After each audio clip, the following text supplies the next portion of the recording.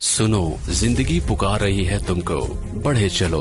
दी standard college, रोशन, पुरअज़्म और सेहतमंद मुस्तकबिल का अमीन। जिंदगी को बावकार तरीके से रवादावा रखने और नौजवानों के महफूज मुस्तकबिल के लिए स्टैंडर्ड कॉलेज ने ऑनलाइन क्लासेस का आगाज किया है, ताकि हमारे बच्चे तालीम की शाहराह पर गामजन रहें। गैर यकीनी हालात में यकीनी मुस्तकबिल। दी स्टैंडर्ड कॉलेज के साथ admission open. FSC, ICS, ICOM, FA, BS Zoology, Chemistry, Physics, Math, CS, IT, Economics, English, Psychology, BBA, BA, BSc, BCom। आए पाकिस्तान को आगे बढ़ाएं, मुहतात होकर और एतमाद के साथ। The standard college, girls campuses, Paris road, Hajipura road, Saidpur road Khichian, boys campus, circular road. अस्सलाम वालेकुम बेटा, कैसे हैं आप सब लोग? अल्लाह ताला आपको खुश रखे। हम हिस्सा गज़ल कर रहे हैं और अल्हम्दुलिल्लाह हम फैज़ अहमद फैज़ पर पहुंच गए हैं। ये आपका लेक्चर नंबर 8 है बेटा, और जो है ये हम स्टार्ट करने लगे हैं। मैं फिर आपको दोबारा बता दूं, इतनी बार बताया है बेटा और हर लेक्चर से पहले बताया है, और ये मिस्टेक मैं पेपर में हरगिज़ बर्दाश्त नहीं करूंगी और अब आप लापरवाही नहीं करेंगे। मैंने आपसे कहा है कि अगर आप जो भी तशरीह याद करते हैं उसका एक शेर लिखकर आपने प्रैक्टिस करनी है, ताकि आपकी राइटिंग मिस्टेक ना करे और ना ही आपके इमला की मिस्टेक हो। आपको कटा हुआ मार्कर भी यूज़ करना आए और आपको टाइम में अपना पेपर कंप्लीट करना भी आए। आप बाहर आके कहें कि जी मुझे सारा पेपर आता था लेकिन राइटिंग स्पीड की वजह से मैं सिर्फ 2 सवाल कर सकी, तो बेटा फिर भी आप फेल हो जाएंगे। जो कहा जाता है कि जो मुक्का आपको लड़ाई के बाद याद आए उसको अपने ही मुंह पे मार लें। अगर आप अपना बेस्ट अपने 3 घंटे में नहीं दे सकते तो उसके बाद बाहर आके आप कस्में खा के पास नहीं हो सकते कि मुझे आता था। आपको साबित करना पड़ेगा, और साबित करने के लिए बेटा मेहनत करनी पड़ती है। आज हम हिस्सा गज़ल में से फैज़ अहमद फैज़ कर रहे हैं और ये हमारा लेक्चर नंबर 8 है बेटा। वही आपने कटे हुए मार्कर के साथ हेडिंग्स देनी है। मफ़हूम को 1 या 2 लाइन से ज़्यादा लंबा नहीं करना। शायर का आपने तारुफ देना है, हेडिंग नहीं देनी, बस तारुफ देना है जो 3 से 4 लाइनों का होना चाहिए। और आपने तशरीह करते जाना है अपने जो इमदादी चीज़ें हैं उनके साथ, और वो कटे हुए मार्कर के साथ हों। अगर आप कोई वाक़या लिखते हैं तो वो आपने कटे हुए मार्कर के साथ नहीं लिखना। और आपको पता है कि गज़ल में हर शायर की 2 गज़लियात हैं, लेकिन आपके स्मार्ट सिलेबस में 1 गज़ल को शामिल किया गया है। तो मैं जिस गज़ल को आपके सामने पढ़ूंगी वही आपकी जो है वो गज़ल होगी। जिसको मैं नहीं पढ़ाऊंगी वो आपके स्मार्ट सिलेबस में नहीं है। बाकी मैंने आपको क्लास में बता दिया हुआ है कि आपके स्मार्ट सिलेबस में क्या है और क्या नहीं है। ठीक है, तो हम गज़ल स्टार्ट करते हैं। इससे पहले हम फैज़ अहमद फैज़ का तारुफ कर लेंगे बेटा। फैज़ अहमद फैज़ जो थे बेटा वो सियालकोट में 1910 में बेटा पैदा हुए थे, और आपने जो था वो अपनी जवानी में ही जो शायरी थी उसको स्टार्ट की। और आपको आपकी जो नकाद कहते हैं, जो आप पर लिखने वाले हैं, वो ये कहते हैं कि आशिकी फैज़ की इबादत है और तरक्की पसंदी इनका फ़र्ज़ है। और फैज़ अपने अंदर की आवाज़ सुनते थे और फिर उसको बड़े बेमिसाल तरीके से नज़म में बयान कर देते थे। आपकी शायरी में बहुत जोश और बलबला पाया जाता है, और गज़ल में और दोनों में आपको बहुत ज़्यादा अहम मुकाम हासिल है और आपने बहुत मुतासिर किया। शाम शाम शहर यारा, मेरे दिल मेरे मुसाफिर, मेज़ान वग़ैरह, ज़िंदान नामा, ये इनकी मशहूर जो हैं वो इनकी तसानीफ़ हैं, और इनको जदीद शायरी का एक मुनफरिद शायर कहा जाता है। आपने 1985 में वफ़ात पाई। ये इनका एक मुख्तसर सा तारुफ है। तो आते हैं हम गज़ल नंबर 1 की तरफ जो इनकी है। चलें बेटा पढ़ते हैं। Open your books. ना गवाओ नाव के नीम कश, दिल रेजा रेजा गवा दिया। ना गवाओ नाव के नीम कश, दिल रेजा रेजा गवा दिया। जो बचे हैं संग समेट लो, तन दाग दाग लुटा दिया। वर्ड मुश्किल अल्फाज के मायने लिखें। ना गवाओ यानी कि मत ज़ाया करो। नाव के नीम कश, आधा खिंचा हुआ तीर। ये पूरा खिंचा हुआ तीर होता है, ये आधा खिंचा हुआ तीर यानी कि आंखें आध खुली, पूरी खुली हुई नहीं, आधी खुली हुई। आधा खिंचा हुआ तीर। नाव के नीम कश का मतलब आप लिखेंगे आधा खिंचा हुआ तीर। दिल रेजा रेजा यानी कि पाश पाश हो जाना, टुकड़े टुकड़े हो जाना। संग का मतलब होता है बेटा पत्थर। समेट लो यानी कि बचा लो। तने दाग दाग यानी कि जख्मों से चूर जिस्म, जख्मों से भरा हुआ जिस्म। मफहूम है, शायर कहता है कि ए मुखातिब, अपने अध खिंचे हुए यानी कि अपनी अध खुली हुई जो आंखें हैं उनके निश्तर मेरे पर पाश पाश दिल पर मत जाया करो।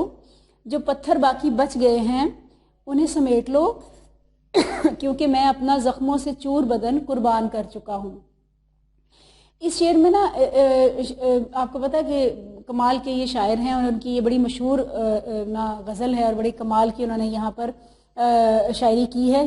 इस मशहूर गज़ल में शायर अपने महबूब से मुखातिब होकर कह रहे हैं कि तुम अपने अध खिंचे हुए तीर मेरे दिल पर मत आजमाओ, क्योंकि मैं तो सदमों से पहले निढाल हो चुका हूँ और दिल गवा बैठा हूँ। तुम्हारे पास मुझ पर आजमाने के लिए जो मजीद पत्थर बचे हुए हैं उन्हें तुम अपने पास ही बचा कर रख लो, और ये पत्थर मुझे मारना तुम्हारे लिए बेसूद है। मैं तो वैसे ही तुम पर मर मिटा हूँ, मैं तो वैसे ही जान मेरी निकलने वाली है। चंद लम्हों में मैं जो हूँ तुम्हारे ज़ोर सितम के सामने हार मान जाऊँगा और इस दुनिया को हमेशा के लिए खैराबाद कह दूँगा। दूसरे अल्फाज में शायर ने अपने दुखों का और अपने गमों का इजहार बड़े खूबसूरत अंदाज से किया है कि तुम्हें मेरे पर और जुल्म सितम करने की और मेरे दिल को और टुकड़े टुकड़े करने की ज़रूरत नहीं है। जैसे कि शायर कहता है, इसका पहला मिसरा है बेटा, मीर उन नीमबाज आँखों में, मीर उन नीमबाज आँखों में, अगला मिसरा लिखें, सारी मस्ती शराब की सी है, सारी मस्ती शराब की सी है। आहिस्ता शेर बोलने का मतलब ये है कि आपको इमदादी शेर लिखने में आसानी हो। तो यहाँ जो अध खिंचे तीर का जिक्र वो शायर कर रहा है, असल में वो उसकी जो कम आंखें खुली हैं उसको उसके साथ वो मिला रहा है, उसके साथ तशबीह दे रहा है कि, और ये एक रवायती मौजू को उसने अपना जो है वो मौजू बनाया है शायरी में। तो शायर यहाँ पर कह रहा है कि मेरे पर जो तुम और जुल्म सितम अपनी करना चाह रहे हो तीर खींचकर या किसी और अदाओं से, तो तुम ये मत करो। मैं तो वैसे ही चंद घड़ियों का मेहमान हूँ, हो सकता है कि तुम मेरे पर जो पत्थर बरसाओ वो ज़ाया चले जाएं, और मैं तो वैसे ही तुम्हारी तकलीफ और मसाइब में सहसते हुए जान हार बैठा हूँ। तो तुम ये, मैं तो हालत नज़ा के आलम में हूँ, तो ये जो तुम मेरे पे और जुल्म सितम करोगे वो तो तुम्हारे सिर्फ बेसूद जाएंगे, ये तुम मेरे पे मत करो। जैसे कि अगला शेर है बेटा, नज़र से कत्ल कर डालो ना हो तकलीफ दोनों को, नज़र से कत्ल कर डालो ना हो तकलीफ दोनों को। अगला मिसरा है, तुझे खंजर उठाने की मुझे गर्दन झुकाने की। ठीक है, अगला शेर है बेटा, मेरे चारागर को नवीद हो, मेरे सफ़े दुश्मना को खबर करो, मेरे चारागर को नवीद हो सफ़े दुश्मना को खबर करो। अगला मिसरा है, वो जो कर्ज रखते थे जां पर वो हिसाब आज चुका दिया। मुश्किल अल्फाज के मायने हैं, चारागर कहते हैं बेटा मौलिज को, नवीद कहते हैं खुशखबरी को, चुका देना यानी कि अदा कर देना। शायर कहता है कि मेरे तबीब को ये मफहूम है, मेरे तबीब को ये खुशखबरी सुनाओ और दुश्मनों को ये नवीद दो कि मैंने मौत की आगोश में जाकर जान के कर्ज का हिसाब बेबाक कर दिया है। यानी कि फैज़ अहमद फैज़ इस शेर में बेटा ये बयान करते हैं, एक मरसिये की तरह, एक दुख की तरह ये बयान करते हैं कि शायर कहते हैं कि मैं ये वसीयत कर रहा हूँ कि मौत के बाद जो है मेरे दुश्मनों को भी ये खबर दे दो कि मैं हक परस्ती के लिए और इंसाफ का अलम पकड़े हुए खड़ा रहा और मैंने इसको नहीं छोड़ा।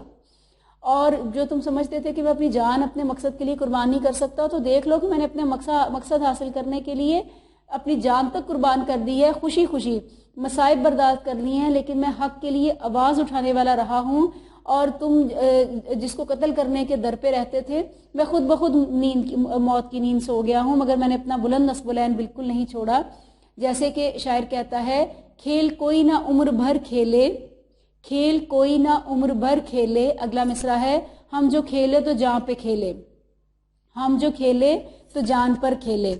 तो शायर ये कहता है कि मेरे जितने लोग ये मेरे चारागर जो मेरे तबीब हैं उनको ये खुशखबरियाँ सुना दो कि मैं मेरी मौत की खुशखबरी उनको सुना दो कि मैंने अपने बुलंद नस्ब-उल-ऐम को हासिल करने के लिए अपनी जान तक की परवाह नहीं की। जैसे कि शायर कहता है, जो तुझ बिन न जीने को कहते थे हम, जो तुझ बिन न जीने को कहते थे हम। अगला मिसरा है, सो अब इस अहद को वफा कर चले। तो शायर इसमें ये मफहूम बयान कर रहा है कि मैं अपनी वफा का ये तुम्हारे सामने जिक्र कर रहा हूँ कि मैंने अपने मोहब्बत के हसूल के लिए अपनी जान की बाजी तक लगा दी है, और ये खुशखबरी तुम जाकर मेरे बाकी सबको सुना दो कि मैंने अपना भरम रखा और अपनी चीज़ को पाने के लिए अपनी जान की कुर्बानी तक दे दी। अगला शेर है बेटा, करो कज जबी पे सर कफन मेरे कातिलों को गुमा ना हो कि गरूर इश्क का बांक बन पसे मर्ग हमने भुला दिया। कज कहते हैं बेटा टेढ़ा होना यानी टेढ़े को। सर कफन, कफन का कोना, कफन का कोना। गुमा कहते हैं बेटा वहम को। बांकपन कहते हैं गरूर को, तकब्बुर, फखर को। और पसे मर्ग, मरने के बाद। इसका मफहूम है कि ए दोस्तों, मरने के बाद पेशानी पर मेरा कफन टेढ़ा कर देना ताकि मेरे कातिलों को ये ख्याल ना आए कि मरने के बाद इसका गरूर और बांकपन ख़त्म हो गया है। ये ना तशरीह है बेटा, शायर ना अपने दोस्तों से मुखातिब होकर अपने मरने के बाद तक अपना पैगाम जो है वो पहुंचाना चाहता है। जब एक इंसान फौत हो जाता है तो उसके जो उसका कफन होता है वो उसके कोने होते हैं जो उसके चेहरे को ढांप के फिर ऊपर चादर दे दी जाती है। तो वो ये बात करते हुए कहता है कि जब मेरी पेशानी पर तुम कफन का कोना रखने लगो तो उसको सीधा मत रख देना, उसको भी एक स्टाइल से रखना, उसको टेढ़ा कर देना। और जैसे जिंदगी में इंसान बड़े गुरूर से एक टेढ़ी टोपी नहीं पहनता, कहता है कि जरा उससे मुशाबत हो ताकि जब लोग मेरी मैयत को भी देखें तो मेरे जो दुश्मन हैं, मेरे रकीब हैं, उनको ये बात समझ आ जाए कि मैंने मरने के बाद भी अपनी बात को नहीं छोड़ा। मैं आज भी अपने आला मकासद और आला नस्बुलैन की इशाअत के लिए अभी भी मर भी गया हूँ, लेकिन मैं वैसा ही हूँ। जैसे कि शायर कहता है, हक परस्ती की सज़ा जानता हूँ मैं, इस पर अगला मिसरा है, इस पर छनती है कबा जानता हूँ मैं। तो शायर यहाँ पर यही कैफियत बयान करता है कि नस्बुलैन ऐसे नहीं मिलते और ना इनसे हटा जाता है। मुखालफीन उसकी जान के दर पे हो जाते हैं ताकि कत्ल करने के बाद उसका नस्बुलैन ख़त्म कर दें, लेकिन उसका गरूर, उसका जो बांकपन है वो ख़त्म नहीं होता। वो अपने नस्बुलैन के लिए मर भी जाता है, कत्ल भी कर दिया जाए तो वो अपने मकसद के लिए खड़ा रहता है। ये शायर ने एक अजीबो गरीब अंदाज से अपनी बात को मनवाने के लिए कहा है कि मेरे कफन को उस तरह से कर देना कि जो मेरी पेशानी को देखे तो उनको एहसास हो, उसको ज़रा खम दे देना ताकि मुखालफिन को यकीन हो कि मेरा बांकपन जो था वो जूं का तू ही था।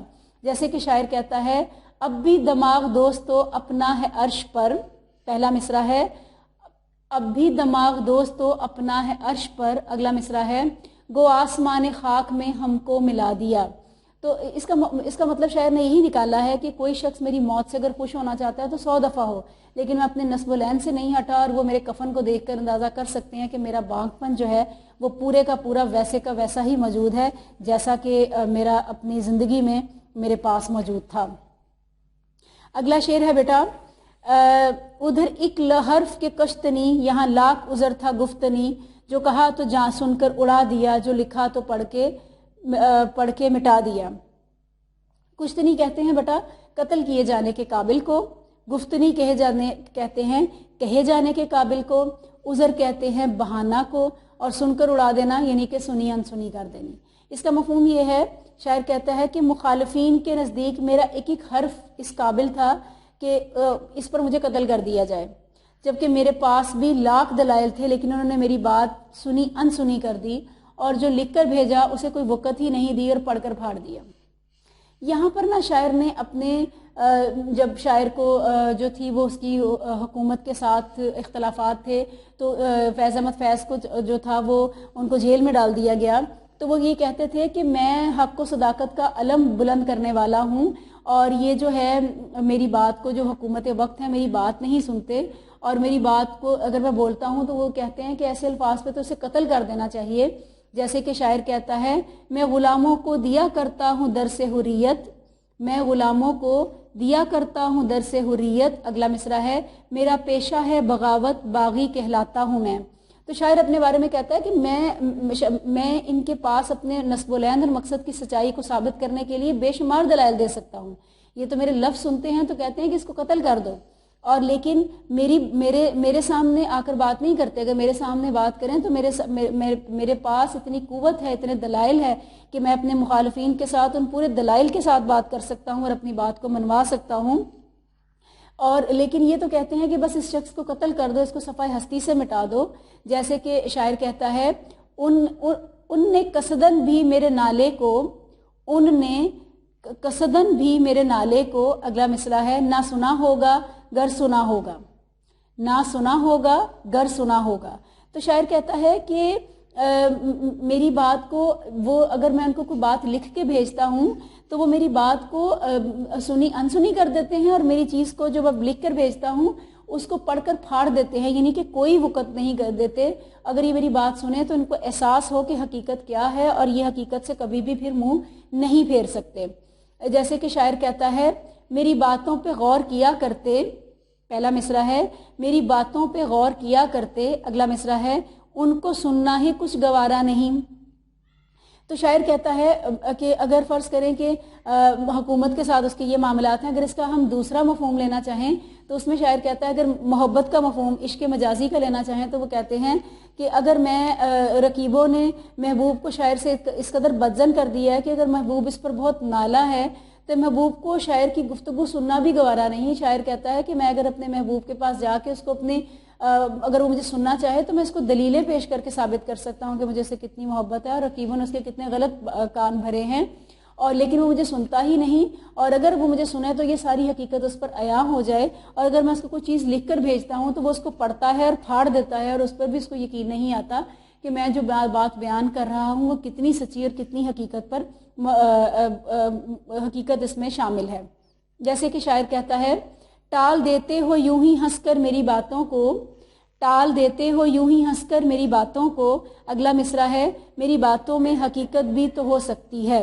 اگلا شعر ہے بیٹا جو اس کا لاسٹ شعر ہے جو رکے تو کوہ گرا تھے، جو رکے تو کوہ گرا تھے ہم، جو چلے تو جہاں سے گزر گئے، راہ یار ہم نے قدم قدم تجھے یادگار بنا دیا۔ جی بیٹا اس کے ورڈز کے آپ میننگ لکھیں۔ کوہ گرا کہتے ہیں بھاری پہاڑ کو جو یا پتھر کو جو اپنی جگہ سے ہل نہ سکتا ہو، اور جہاں سے گزرنا یعنی کہ جان دے دینا، اور راہ یار یعنی کہ محبوب کا راستہ، اور قدم قدم پر یعنی کہ ہر قدم پہ، اور یادگار یعنی کہ یاد رہ جانے والی چیز۔ اس کا مفہوم لکھیں بیٹا کہ اگر ہم کہیں راستے میں رکے، شاعر اپنے بارے میں کہتا ہے کہ اگر ہم کہیں راستے میں رکے تو ایک بھاری پہاڑ کی مانند تھے، اور اگر چل پڑے تو جان تک قربان کر دی، اس طرح ہم نے قدم قدم پر اس راہ کو یادگار بنا دیا۔ اس شعر میں نا شاعر اپنے اعلیٰ مقاصد کو اور اعلیٰ نصب العین کو بیان کرتے ہوئے کہتا ہے کہ میرے میں بہت استقامت پائی جاتی ہے۔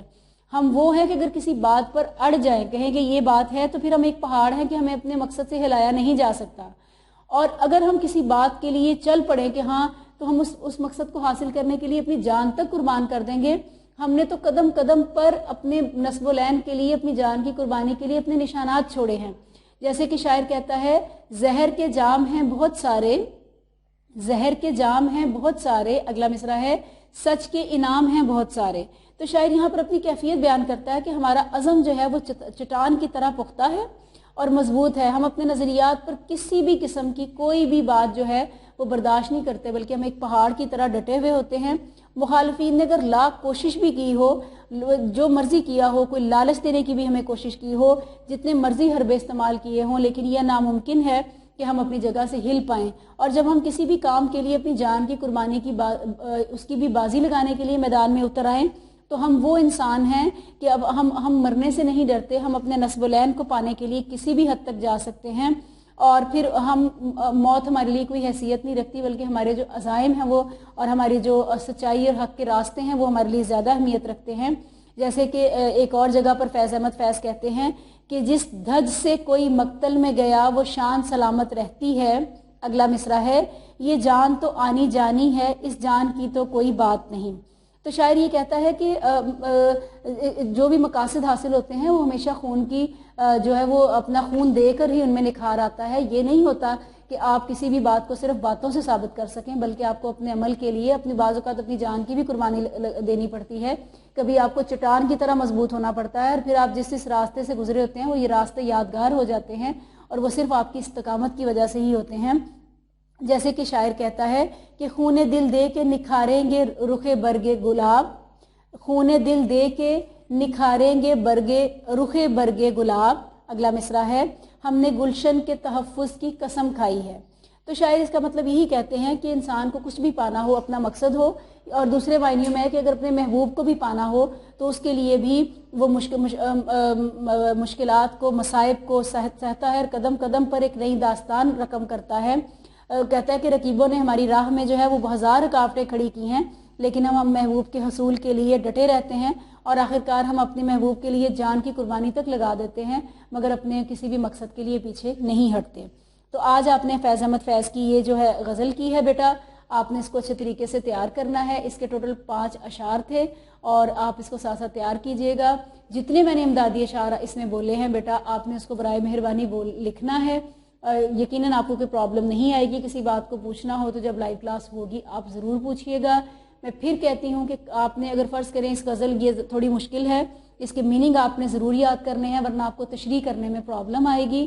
آپ نے اس کے میننگز کو یاد کرنا ہے. دوسری بات یہ ہے کہ آپ اس کے 5 اشعار ہیں، آپ اس 5 اشعار کو یاد کرتے ہیں تو ان میں سے ایک اشعار کو کوشش کریں کہ آپ 5 یا 6 یا 7 منٹس، اس سے زیادہ نہیں 6 منٹس تک آپ اس کو لکھنے کی پریکٹس کریں کہ آپ اس کو مارکر کا بھی یوز کر کے، پین کا بھی، اور اچھی رائٹنگ کے ساتھ پریکٹس کریں گے تبھی آپ پیپروں میں اچھی اٹیمپٹیشن دے سکیں گے. ادروائز آپ اپنا پیپر 3 گھنٹے میں کمپلیٹ نہیں کر پائیں گے.